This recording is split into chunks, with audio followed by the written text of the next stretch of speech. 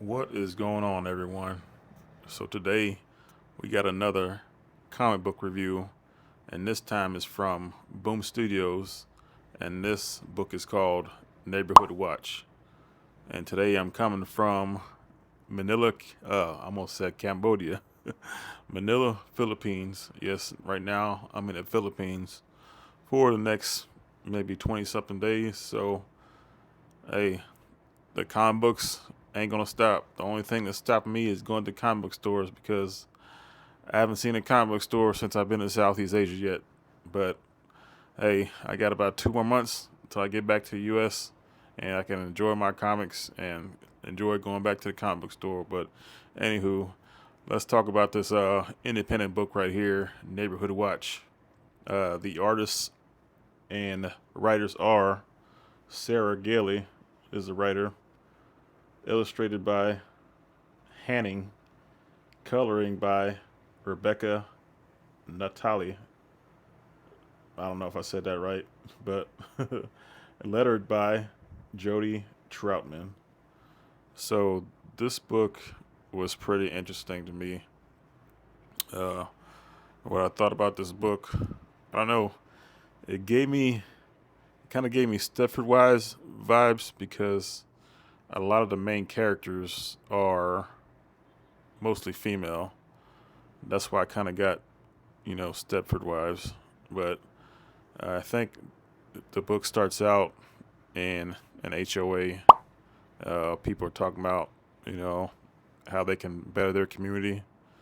And you got a couple of people that don't see eye to eye. A few arguments here and there. People storm off. But I just want to say real quick, there's not a lot to this book so far because it's slowly setting up to something else that possibly will pick up on the second issue. So it's not a lot to really, I guess, go into detail about because a lot didn't happen, but there was enough that happened to pique my interest, especially, towards the end of the book where person of the community ends up going missing and two different people in the community ends up looking for this person who's missing, and when they do find her, you know, uh, this will completely change the storyline of the book in the next issue. So, first of all, I want to talk about the artwork. The artwork is pretty decent. There's no sloppy artwork in this. The coloring's pretty good.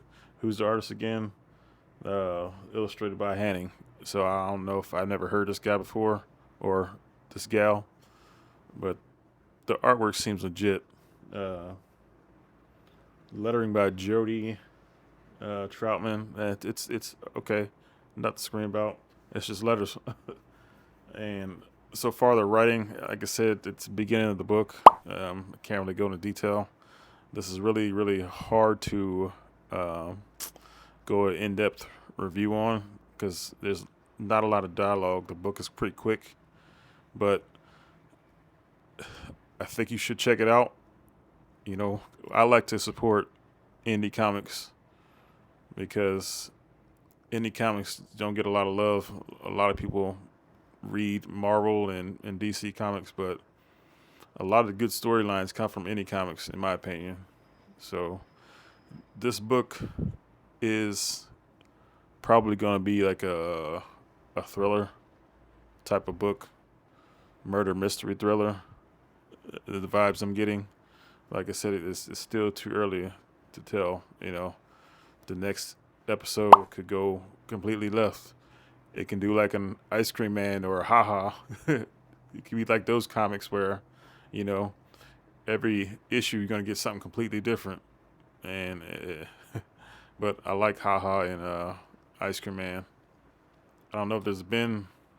When was the last time I read an Ice Cream Man book? It's been a while, but you know that's why I enjoy indie comics. Indie comics, they always are kind of off the wall. They kind of push the boundaries a little bit.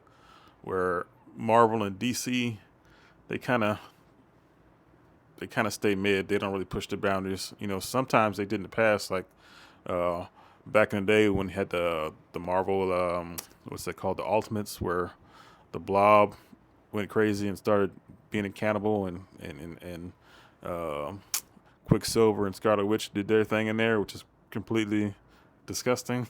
But yeah, but nowadays most of the books that are from the independents, like Boom Studios, what's the other one? I'm blanking.